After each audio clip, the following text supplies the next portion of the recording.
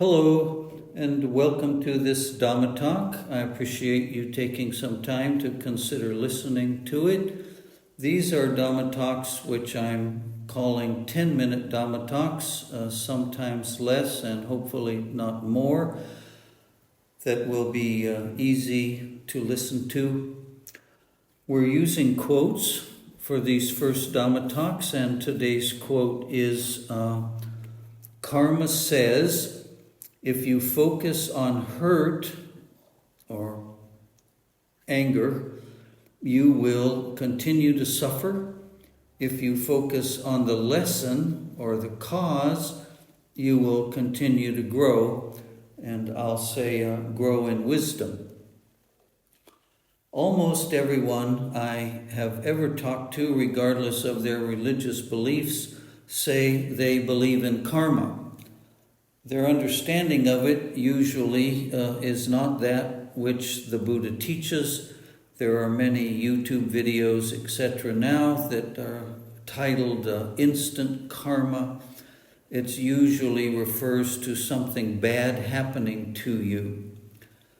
If we're going to understand karma, we're going to have to check our understanding against the teachings of the Buddha.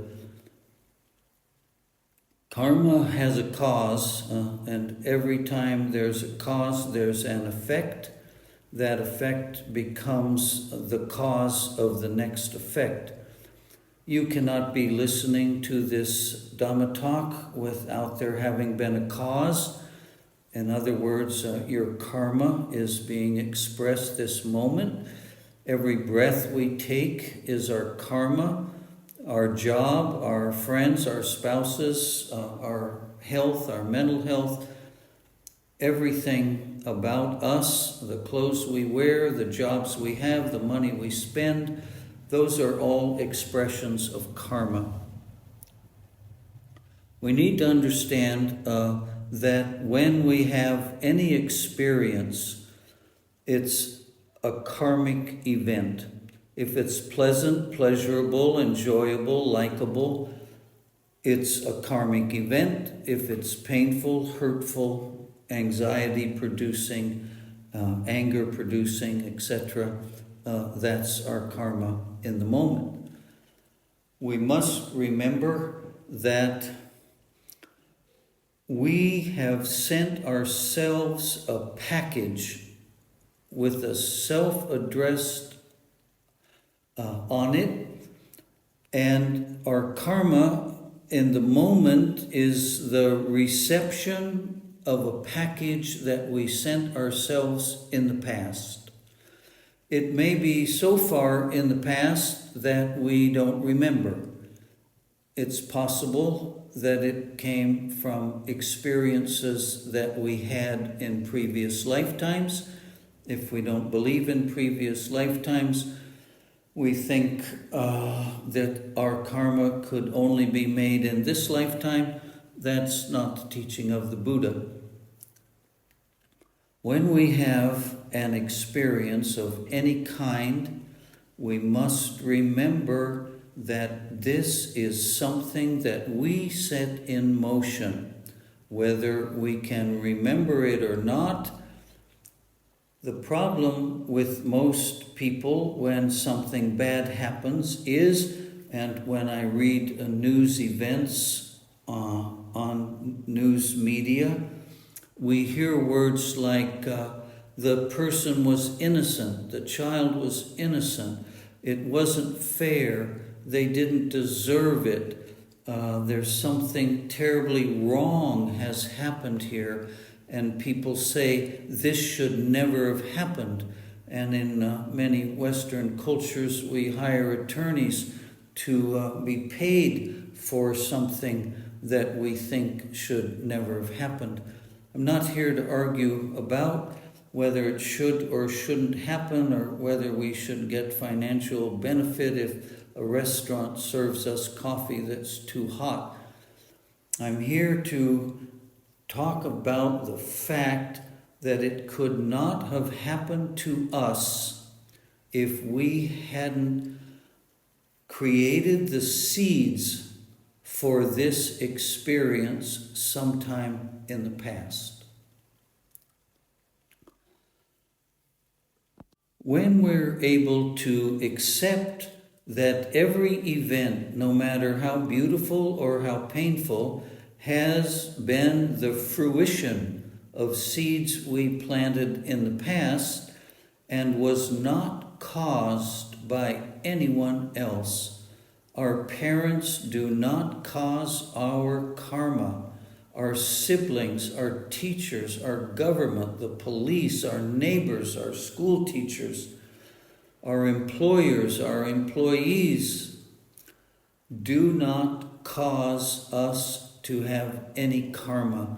They cannot get into our consciousness and force us to think, speak, and act in certain ways that will eventually express itself as some kind of suffering.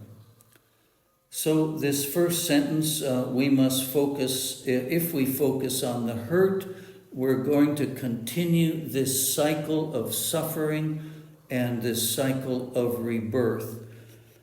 Recently I spoke to a student of the Dhamma who says when they meditate, all these ugly memories, hurtful memories come up and they relive the anger that they have as a result of these memories. And I help to explain to them that whenever they get re-involved with the memory, whenever they start finding themselves getting angry again, they're creating the karma for their own future. And those angry karmic seeds are going to bear fruit at some time. And secondly, and more importantly, whoever harmed them, whoever betrayed their trust, whoever violated them in any way whatsoever, were just delivery people. It's like chasing the UPS or some delivery van company's employee down the street when you open a package they have delivered and you're angry because you don't like the contents of the package. So we must begin to accept that every moment was caused by us, and therefore there's no one else responsible.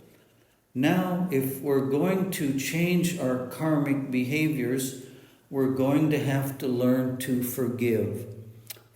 Forgiveness is to give up blaming.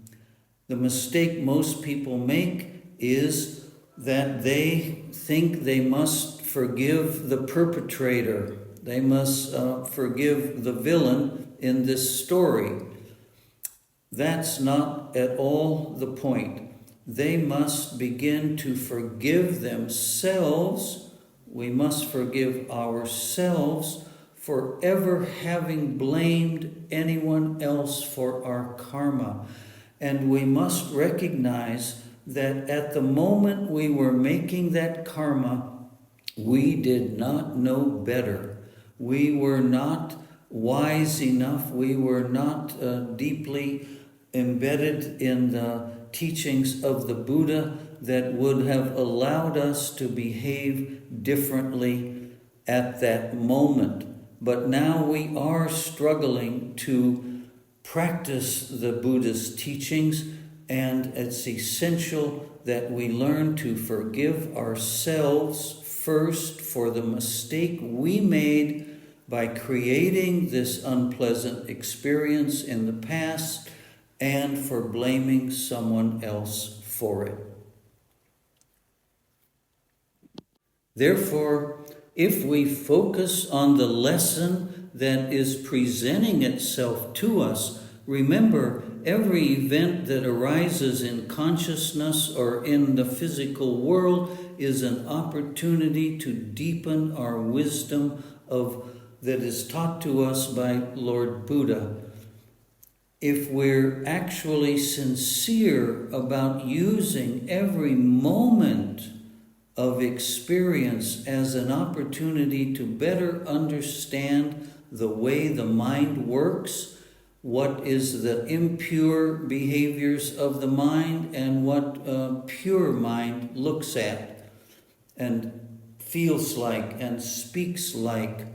Then every moment is a karmic moment where we reverse a pattern of sowing seeds that will ripen as painful experiences, and we will convert to sowing the seeds that will bring us closer and closer to pure mind.